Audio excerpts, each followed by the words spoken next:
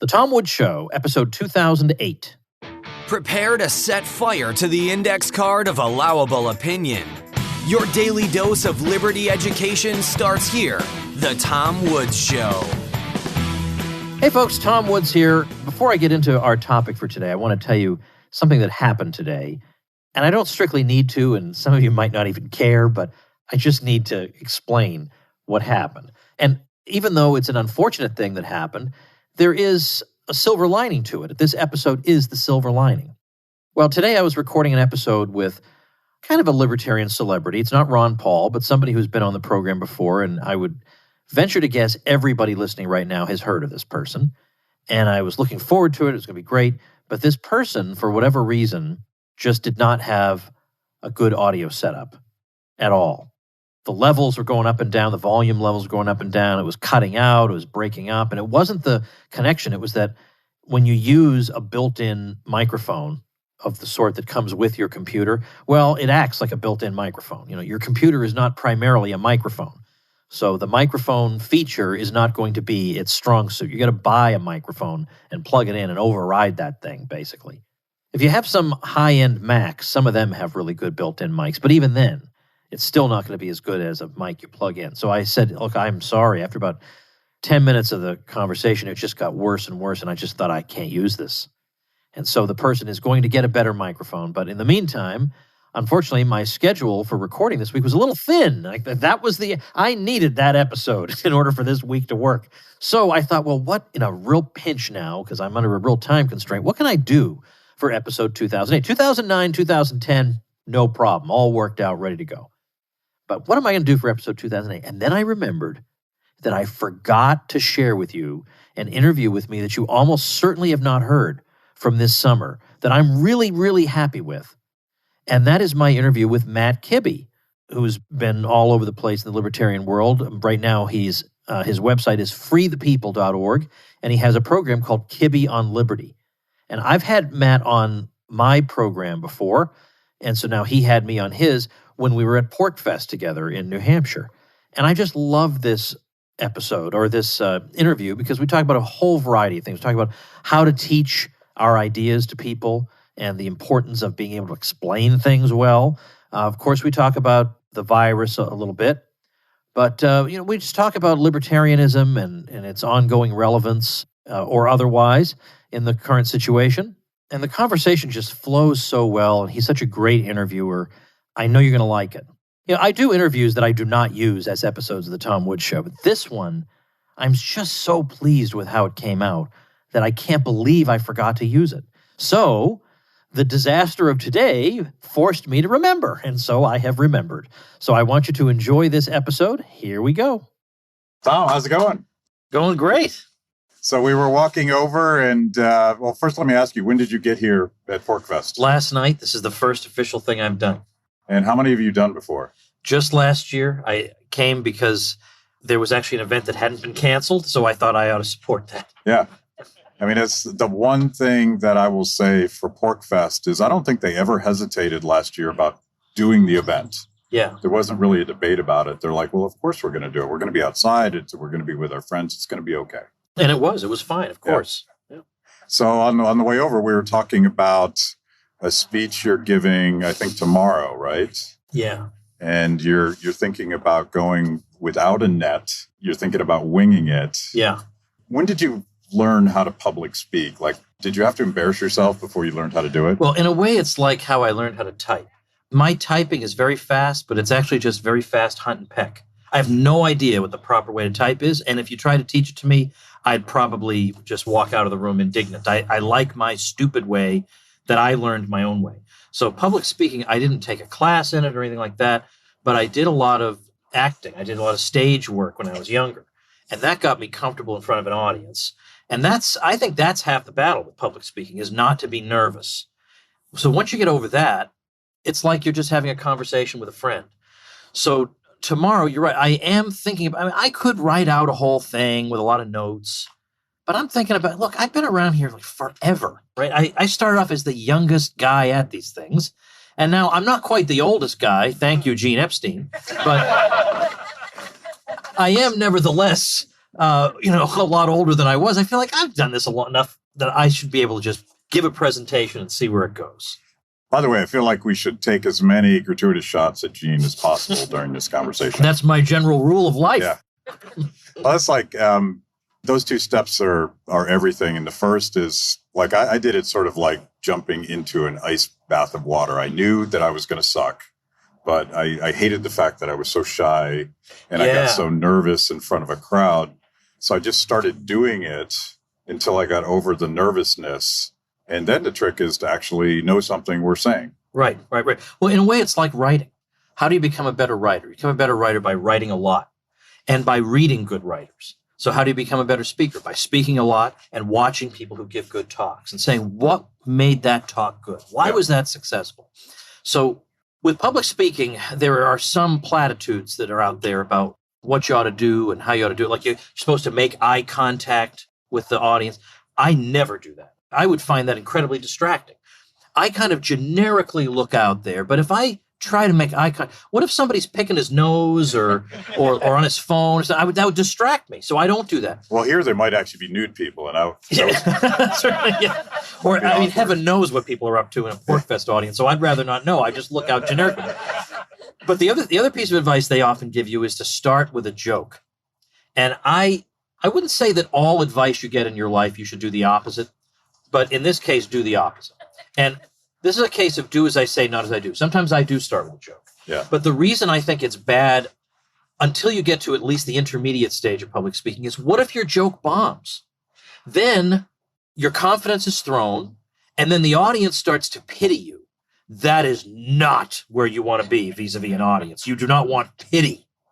And one of the things that I think can help build your confidence is just the realization of if you are in an audience, you're not rooting for the speaker to fail. You're not rooting for the speaker to be humiliated. You want to have a good time. You want to learn something, have a few laughs. And so you realize everybody's on your side. It's like if you're in a professional, you're a professional musician in a popular band, they'll love you.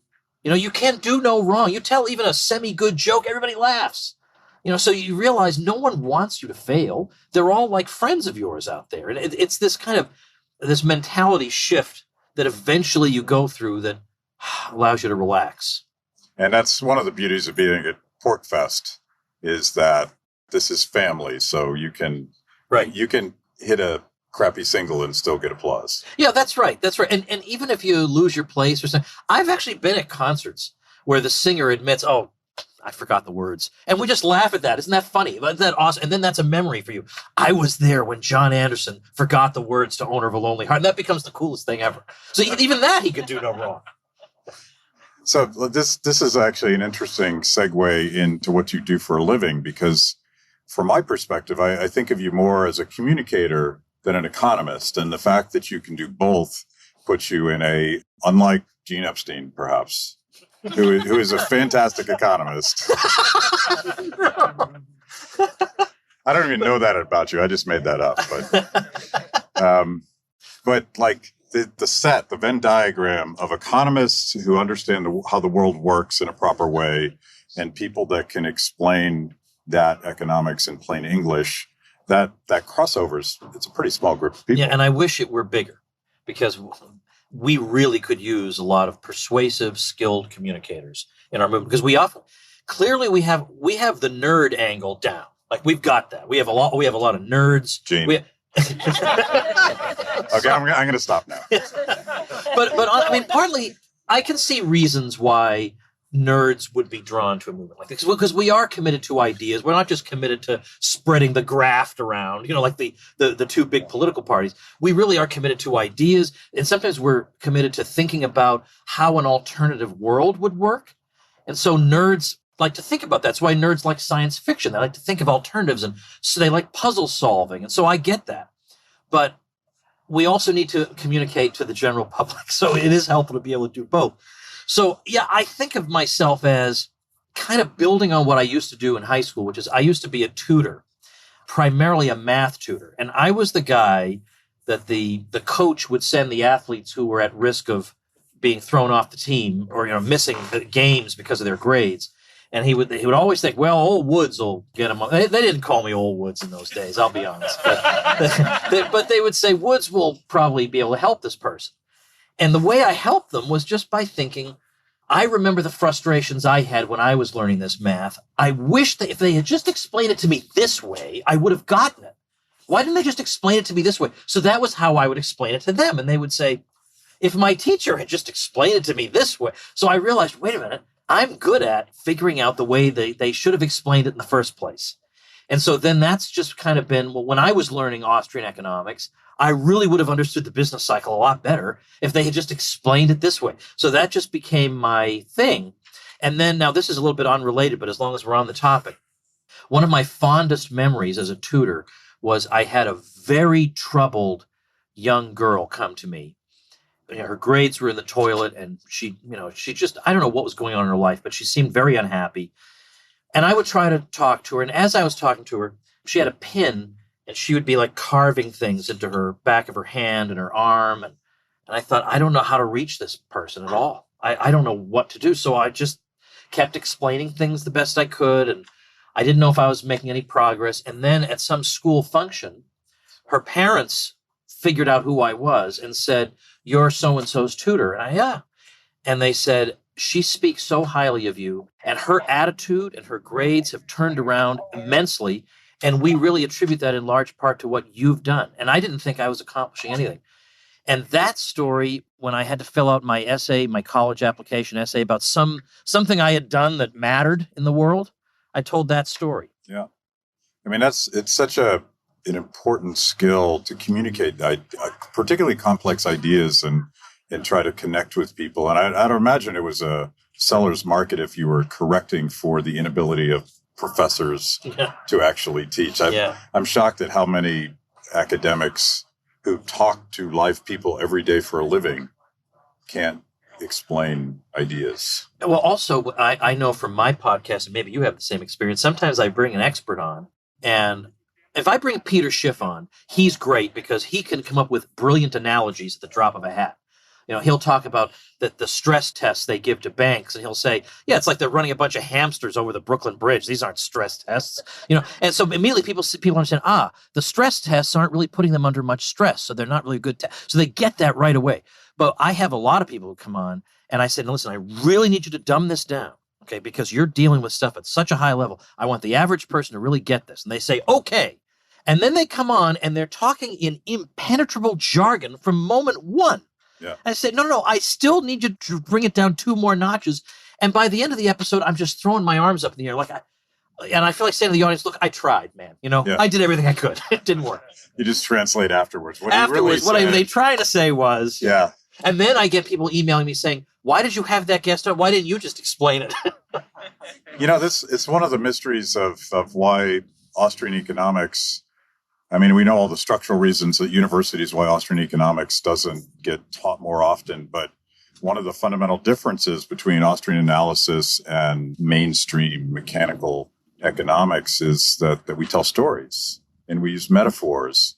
And my friend Deirdre McCloskey insists that that's what good economics is. It's good storytelling, it's good metaphors, because ultimately these rules are common sense. Like if you think about the world in a certain way that, say, your mom did, you're probably halfway to understanding basic economics. Right. And you mentioned McCloskey.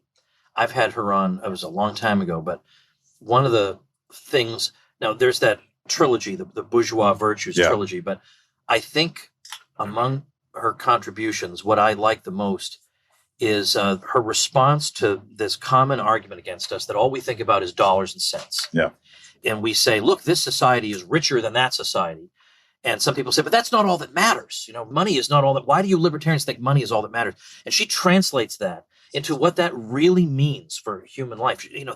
That if people earn 30-fold more than they used to, this means that their lives have more value, that you can have a book club at your house, something as simple as that. You can join a bird watching society. You have enough leisure time even to be able to conceive of these things.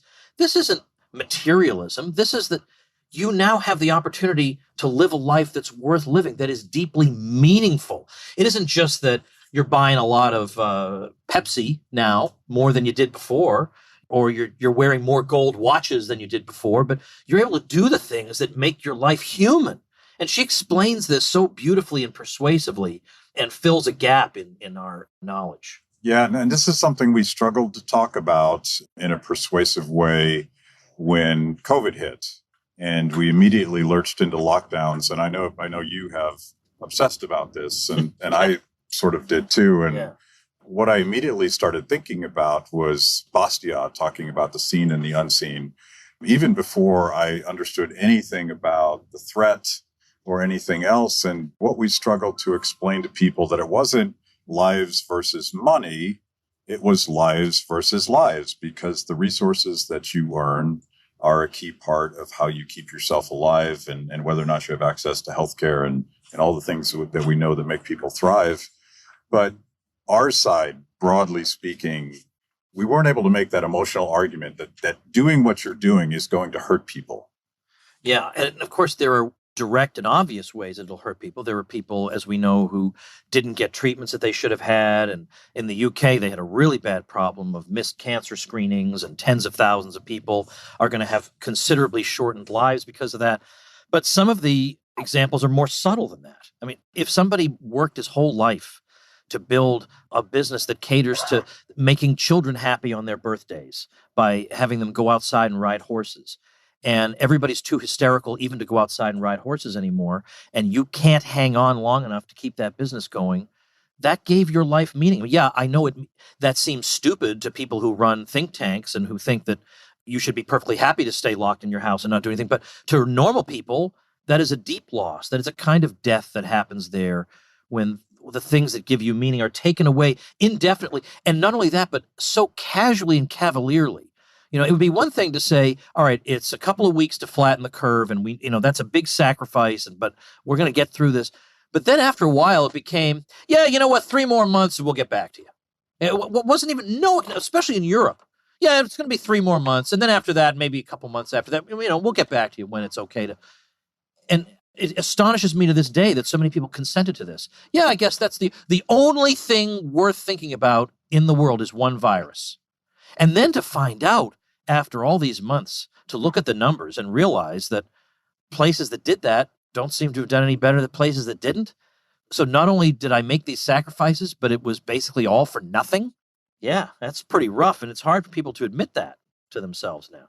Now, are you the one that I shared something that you shared that was basically a graphic game where you could explain what that was, because it was the coolest thing. Yeah. It came out a little on the late side, unfortunately, but there are people on Twitter who, like Ian Miller, who came up with some really great charts. So, for example, you would have all the Midwestern states, but they wouldn't label which was which. And they would show, the cases, the deaths, the hospitalizations coming down. And they would ask, okay, one of these is Iowa. Iowa opened completely on February 1st. Can you pick out, just based on the lines, because Iowa, of course, should be the worst one of all, right? Because Iowa opened up. It should be easy to pick. If what we've been if Dr. Fauci is right, Iowa should stick out like a sore thumb. So go ahead, pick out Iowa. And of course you can't, because all the lines look the same. Or, which one of these places had a mask mandate that people really obeyed and which one didn't? It should be really obvious, right? They're right next to each other, so the populations are interchangeable. Which one is it? You can't tell. Which one of these places closed indoor dining? And these are places that are right next to each other, so the demographics are the same. Which one is it? And you can't tell from the line. So I decided, what if we had a little quiz? Let's take a quiz, right? And so I developed the COVID charts quiz. So it's COVID charts with an S quiz.com. Now don't go there now, because then you won't hear our wonderful conversation. Just go to it later, covidchartsquiz.com. It's designed to be a quiz you fail. I want people to get a 0 on this thing, because you realize, well, wait a minute. If it really were as simple as we've been told, that, you behave yourself and the numbers go down, but if you're terrible and you go get your hair cut, society collapses, then this should be easy. You should be able to tell which state was which, and you cannot. And it's question after question, and it's just relentless. And now the best they can come up with is like, some kind of, they're trying to nuance their way into, well, there's a little bit of nuance between California and Florida. Look, 18 months ago at the beginning of this thing, if you had said, what do you think the charts are going to look like between California and Florida? They would not have said, well, we're going to need to look at a lot of nuance. They would have said, no, Florida will be up here and California will be down here. They would have said that. And then I'll probably mention this tomorrow, but I'll never forget there was a guy on Twitter, just some random dude on Twitter who said, I'm looking at Florida, who everybody's praising, and their results look very average to me. And I thought, when Florida opened up, I guarantee you, nobody was saying, if Florida opens up, their results are going to be very average. I warn you. No. There's going to be piles of corpses everywhere. Nobody was warning us that we'd be very average. Now, age adjusted, Florida's doing really well because we all know it's a lot of old people in Florida. And in fact, it's been doing great. And so now they don't really know what to do. And I will give Michael Osterholm credit. I doggone it, I cannot track it down, but somewhere in somebody's Twitter, he said, now this was a guy who he was one of Biden's advisors on COVID, and then before that, he had been a real panic monger. Osterholm has actually had the honesty to admit, look, there is no reason that I can understand why Iowa should be doing so well and Michigan so badly. And anybody who claims that he has an easy answer to that question is a liar. I mean, he actually had the decent, and that's all I've been asking for all this time. Just admit that there's something going on here that you guys don't fully understand. Just admit that. What is so hard about saying that? And it's like they all have the illusion of control. They all have to believe that they can control this thing if they can just get us to do X, Y, or Z. And yet, even Osterholm says, I don't understand what's happening here. Andy Slavitt, that creep times 100, was on MSNBC. And they actually even asked him, believe it or not, there was one tough question, one time asked on MSNBC. I think it was like March 23rd, 2021. Mark that on your calendar forever. One tough question asked on MSNBC. They said, why do you think Florida and California are basically, because Florida, the deaths per million, Florida's at like 1,750, California's at about 1,600. But when you adjust for the fact that Florida has the 5th oldest population, California has only the 44th oldest, you adjust for that, it's identical. How do you account for this, Andy Slavitt? And his answer was, well, there are some things about this virus that we just don't fully, are beyond our ability to understand. So he admitted it. And he said, but what we do know works is social distancing and whatever. We know that works. Even though he just admitted, we don't really know why people who are, DeSantis at this point is thumbing his nose at Fauci. He makes jokes about Fauci. He dismisses Fauci. What is going on here? So that quiz, that is my revenge on all these people. Go ahead, take the quiz. You're going to get a 0. So as a libertarian, I always look at these sorts of things. Like I view lockdowns and this horrible episode over the last year and a half as one of the most tragic public policy mistakes in my lifetime. And unfortunately, there's others that could compete with it. But when I look at these things, I think about Hayek and I think about James Buchanan. I think about, is this a knowledge problem? Is it a fatal conceit from a sort of a Hayek point of view? Or is it about power as I think the public choice model would tell us that these are just bureaucrats accumulating power and resources? Were they dumb or were they sinister? It's the old classic libertarian choice, isn't it? Right? But I think it's a false choice because it could indeed be both. I think some of them were, I think some of them had hubris, or some of them thought they knew more than they did. But others, I don't see how we say anything other than sinister, like what's happening in Canada. The lockdown, there are parts of Canada where COVID has basically disappeared. And these people can't even go to a playground. It is insane what's been done to them. And after a while, I think some people, they cannot live in a world where this was all a waste. So they refuse to live in that world. So suddenly their tormentors become their heroes. These people are keeping me safe. They can't, and you can't even reach them. You say, look, here are the charts. They won't even look at them. I didn't want to see the charts. Why do you not want to see the charts? I thought you were the scientific ones. So I don't really, honestly, I don't know how to answer that. But I do think some of them, the public sector is very quick to accuse the private sector of being inhabited by greedy people who just are yearning for more wealth and power and influence. Why would the public sector be exempt from this? They're the same species as the rest of us. Couldn't you imagine, at least if you were a sinister person, that if you were in a situation where at least half the public was ready to do whatever you said, that every week you would have another press conference arbitrarily announcing that now we're reopening at 35% capacity. There's no scientific foundation for any of that. But you're the one who's saving lives by engaging in all this disruption of everybody's lives. You could imagine that there would be a rush to that. And I actually do think that that is behind some of it.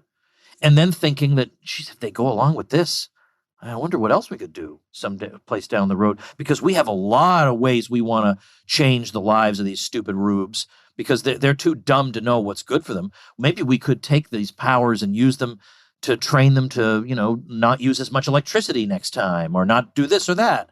So I guess I'm leaning towards sinister. I think I talked myself into it.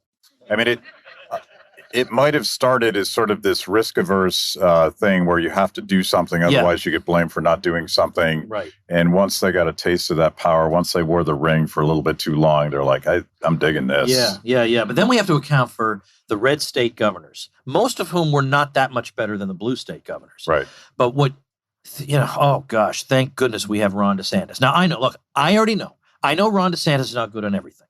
He's not good on weed. He's not good on, I could come up with a bunch of things. And sometimes he says things that are kind of boomer and cringy. Okay, I get that. He's like your uncle who's pretty good on some things. And then you say, oh gosh, Uncle so-and-so, why are you saying this in front of the whole family? But he gave us that control group by saying in September, we're fully reopening, no capacity limit. I mean, there have been concerts in Florida. I saw Rob Schneider do a comedy show. It's been normal life, and nothing happened. Nothing happened. The numbers kept going down. Nothing happened. And there was that phony baloney story about how we were cooking the books in Florida. Yeah. Okay. First of all, if the hospitals were in fact packed with COVID patients, that would get out. People would figure that out. So that was a ridiculous conspiracy to begin with.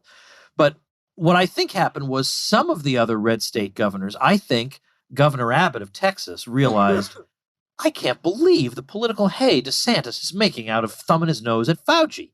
What if I start thumbing my nose at Fauci? And he did it. And then Fauci, meanwhile, was asked, okay, how can you explain how Texas has done just fine? They just lifted all their restrictions. They've done just fine.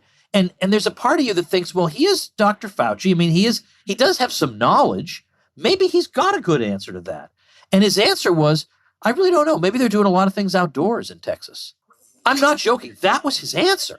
Maybe they're doing a lot of things outdoors. I don't know. That was his answer. So then it sort of became, once the vaccines hit a certain critical mass, that became the fig leaf for the blue state governors to say, because at some point they realized we need the tax revenue.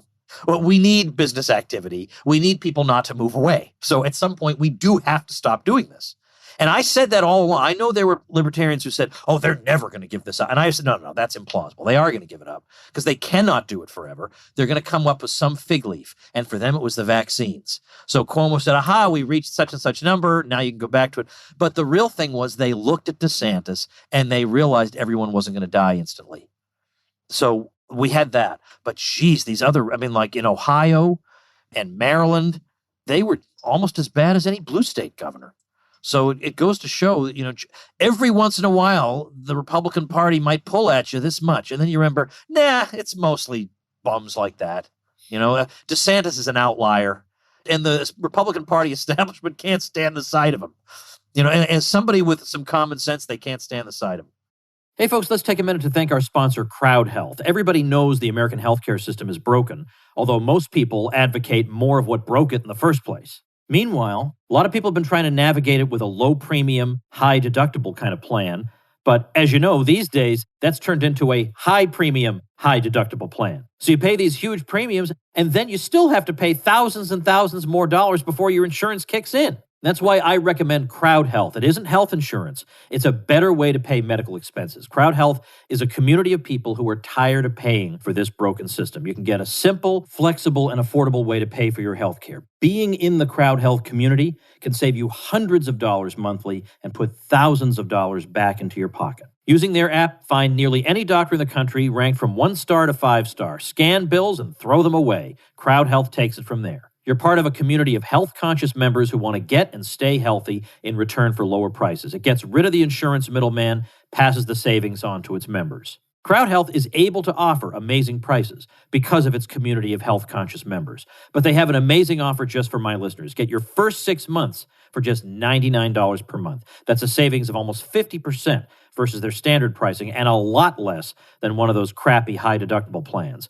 Just go to joincrowdhealth.com/99 and enter code WOODS at sign-up. That's joincrowdhealth.com/99, promo code WOODS. Crowd Health is not health insurance. It's a community-powered alternative. Terms and conditions may apply.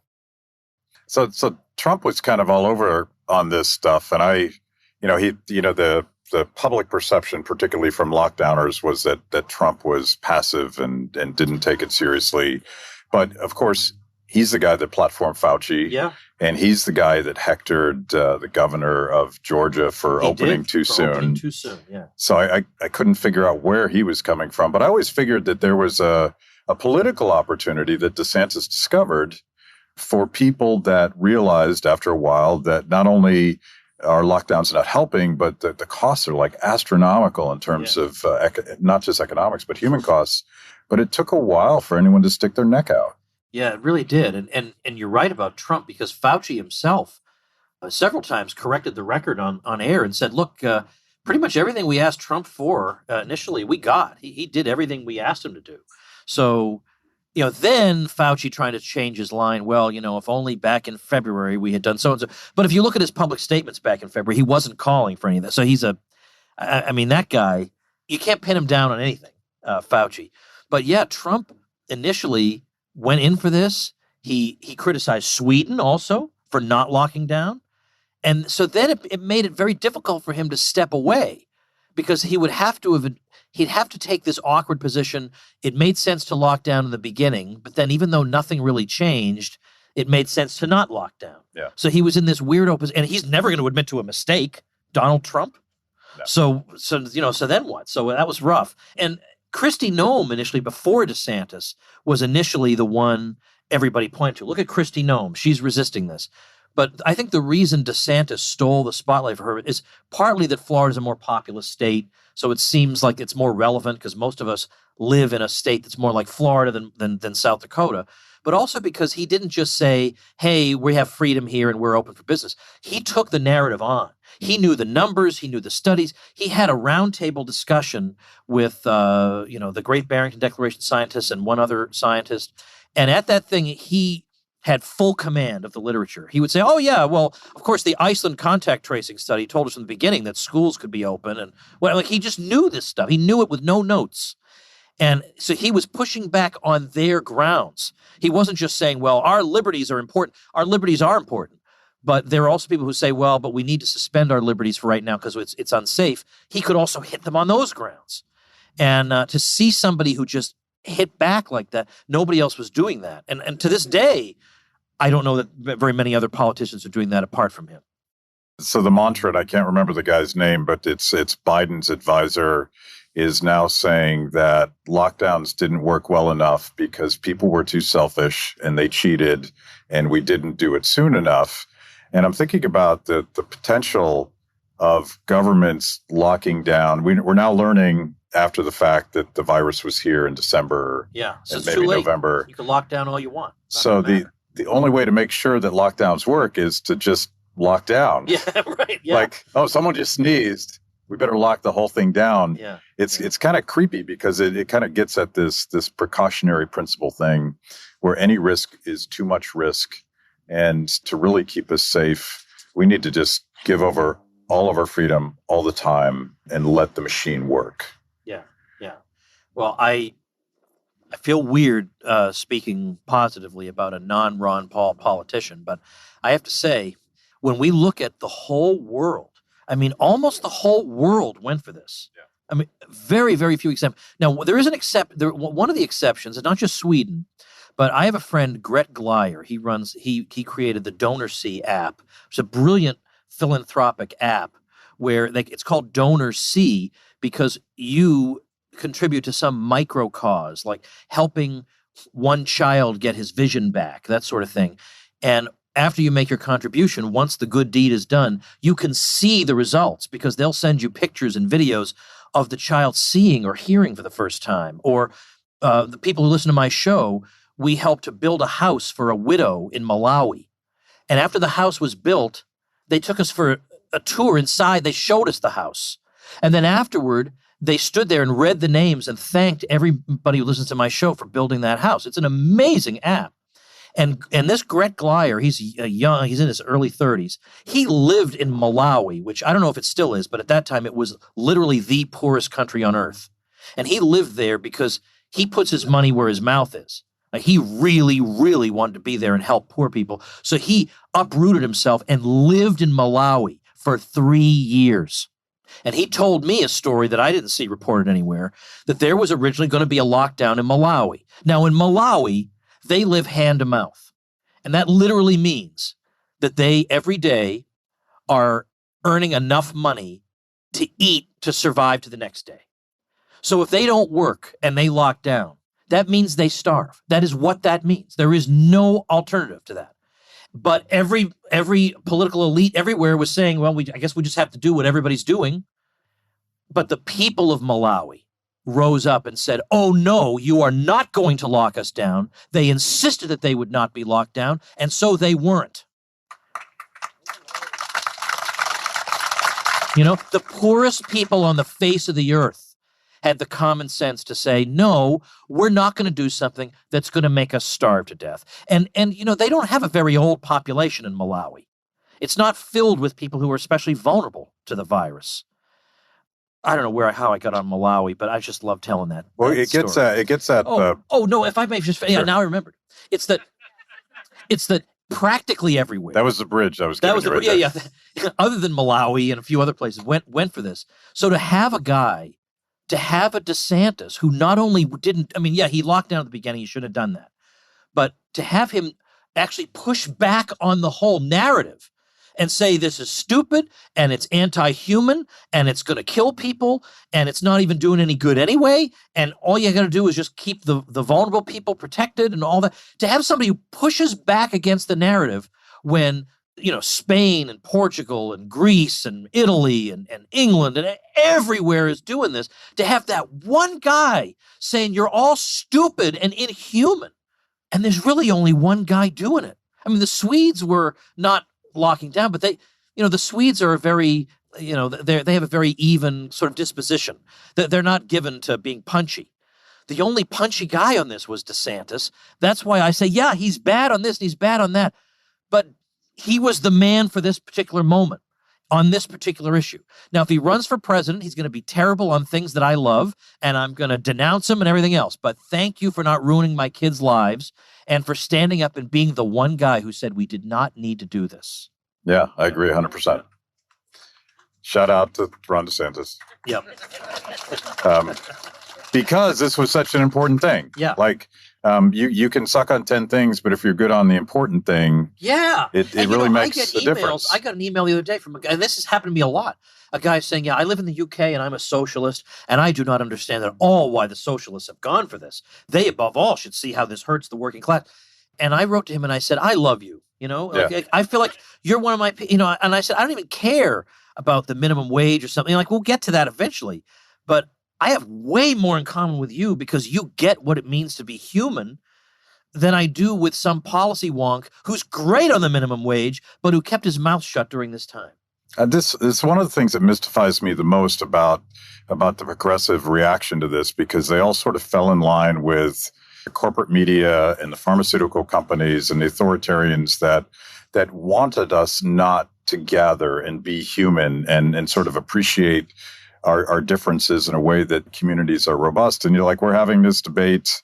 There's a metaphor in here somewhere about the debate we're having within the libertarian movement between sort of the hardcore guys and the individualists on the one hand, sort of the Ayn Rand, Rage Against the Machine, am I being detained kind of crowd, versus the Hayek communitarian, the beautiful things we can do together and that crowd. And I wonder where you fall in that spectrum, because I always thought that was sort of a false choice, because communities are built up of individuals making individual choices, and individuals have that sort of sense of community that Adam Smith talked about in the theory of moral sentiments. I don't feel like we have to choose a team here. No, we shouldn't, because, like, for example, this this thing that we built spontaneously every year, this is a real community. Like, this is something that we cherish this. Even though a lot of us think of ourselves as individualists, that doesn't stop us. We don't say, I'm going to have my own pork fest by myself in Antarctica. Well, there is actually a guy doing that. Yeah, there would be, wouldn't there?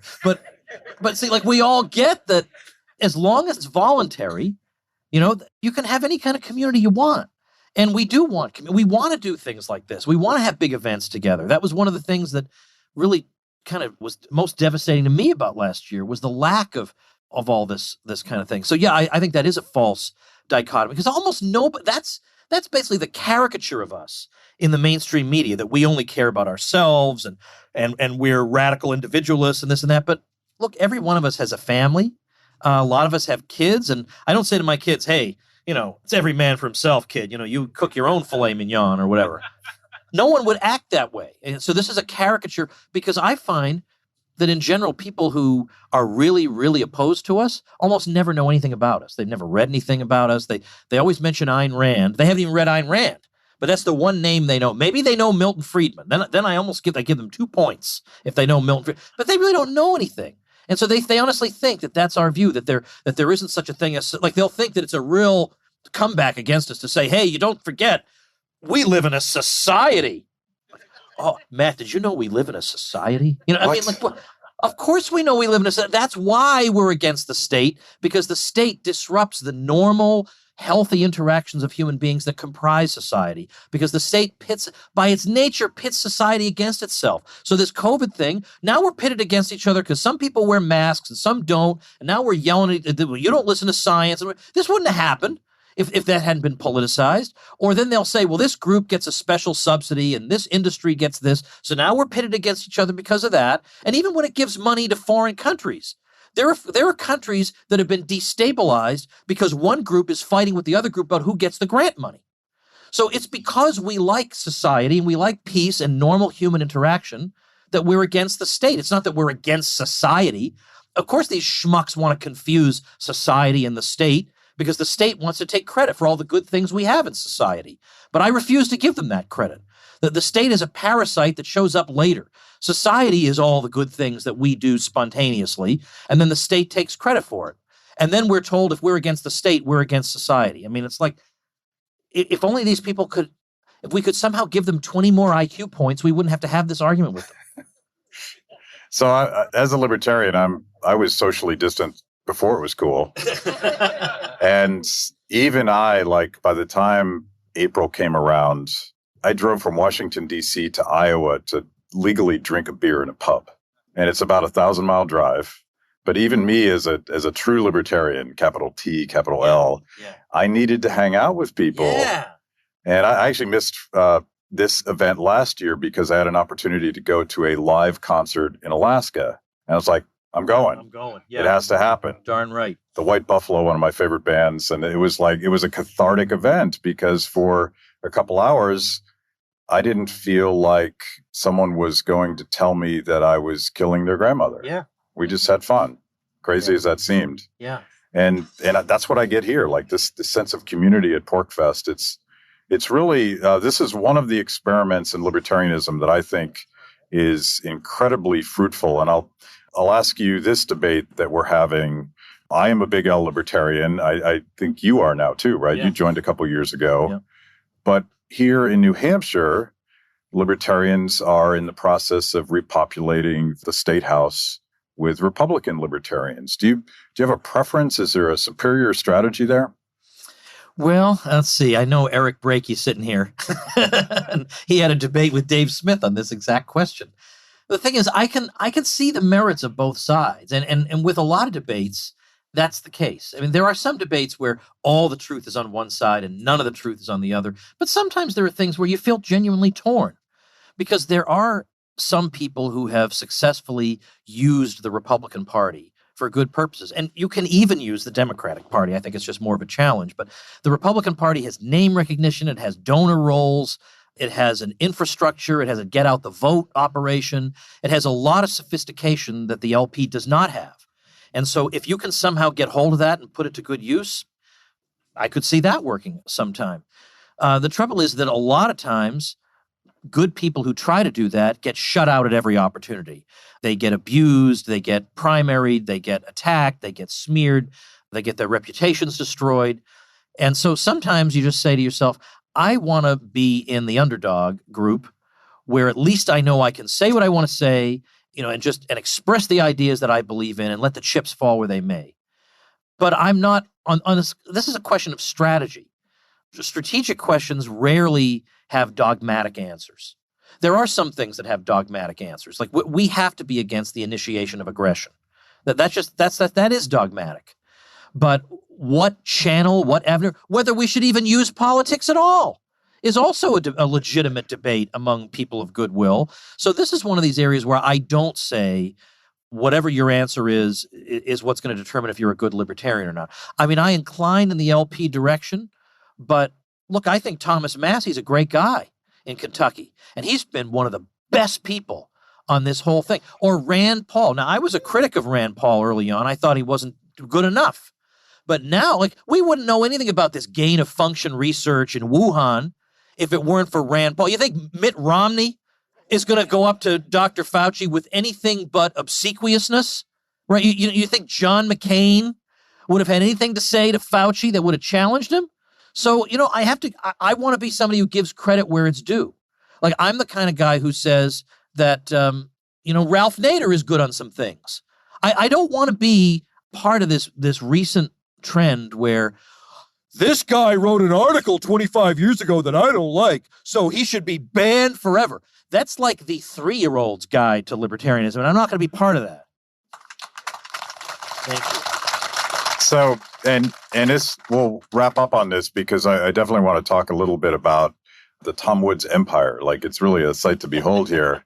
But having done politics in the past, we at Free the People are now very much upstream of politics in popular culture, trying to tell stories about liberty to this generation of young people that are still trying to figure out who they are and where they belong. And I feel like that's your business. And politics, whether libertarian or Republican or Democrat or independent, it is a soapbox. And Ron Paul taught us that you can use that soapbox to turn on a generation of people. But I think the real fight is upstream. And I feel like that's where you are. Tell us a little bit about, first of all, the podcast. You're approaching 2,000? Yeah. That's insane. How old are you? Yeah, I know. Yeah, exactly. Well, it's because I produce so darn many of them. And people have said, have you ever considered just going to X number a week? And just in principle, no. I've started 5 times a week, and that is just the way it's going to be. I don't care. So yeah, we've got 2,000. But every once in a while, I come across somebody like Scott Horton, who makes me look like a lazy bum. I don't know how many gazillion interviews Scott Horton has done. But yeah, there's no taking away from the fact that 2,000 is a lot. And I know that maybe you were being facetious, but I will say that I'm 48, in case you're wondering. I don't know where the time. So you started the podcast when you were 12. Yeah, when I was 12. And so now I've actually done the calculation. Like, how long would it take at this rate? How old would I be when we got to the 10,000th episode? I think I'd be about 80. So maybe I'll still try that. I'll have, because Ron Paul doesn't walk with a cane.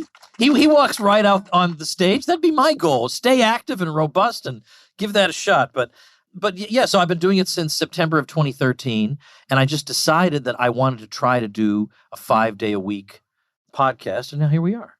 And you have an event coming up in Orlando. Yes, I hope people will come to that. October 16th in Orlando at the Rosen Shingle Creek, which is this beautiful 4-diamond luxury resort.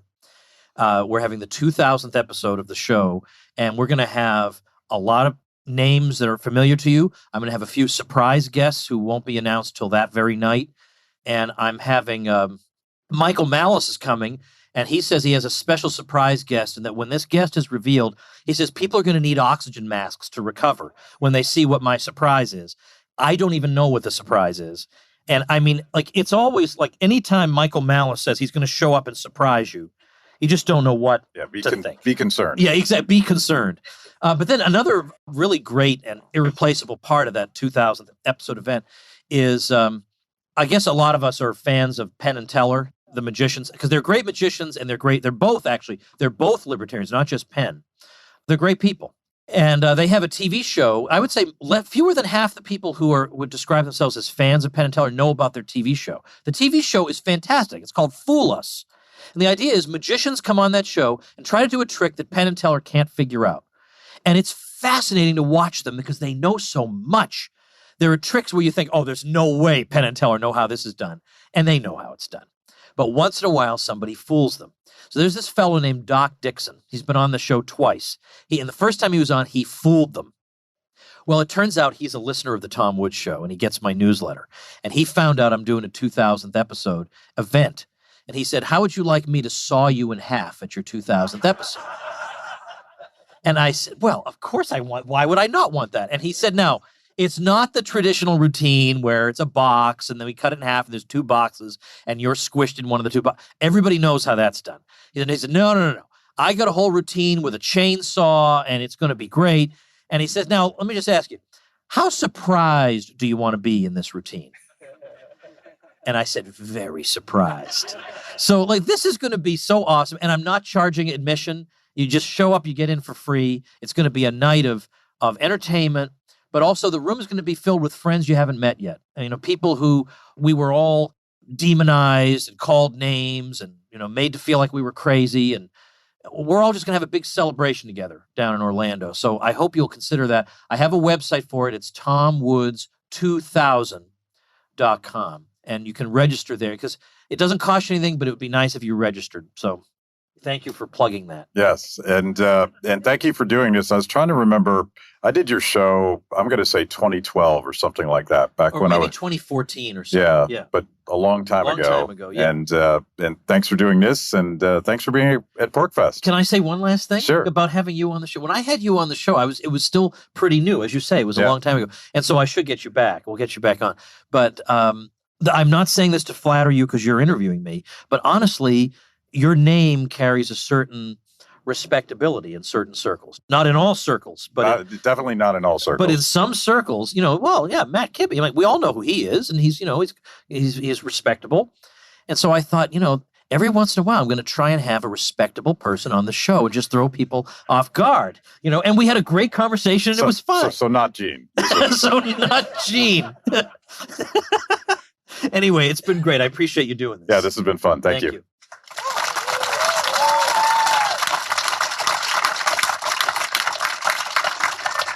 All right, everybody, that's going to do it. Now, for the rest of this week, we've got our old friend Marco Bassani from the University of Milan, who has written a fantastic book about federalism and nullification and stuff like that. So we're going to talk about that.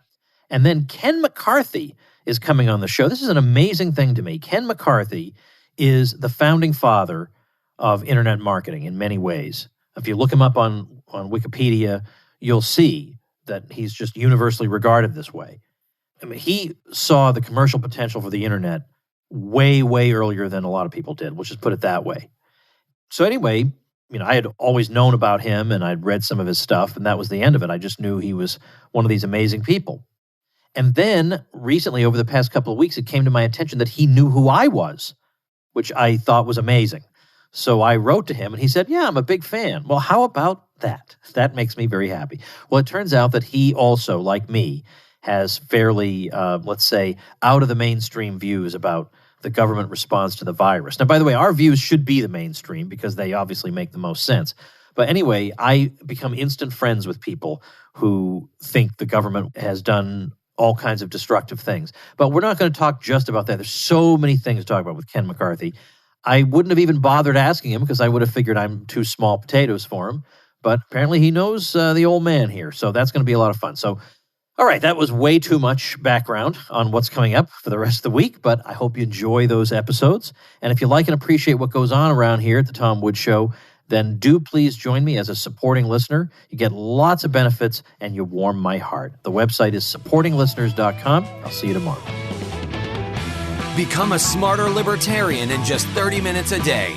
Visit tomwoods.com to subscribe to the show for free, and we'll see you next time. Like the sound of the Tom Woods Show? My audio production is provided by Podsworth Media. Check them out at podsworth.com.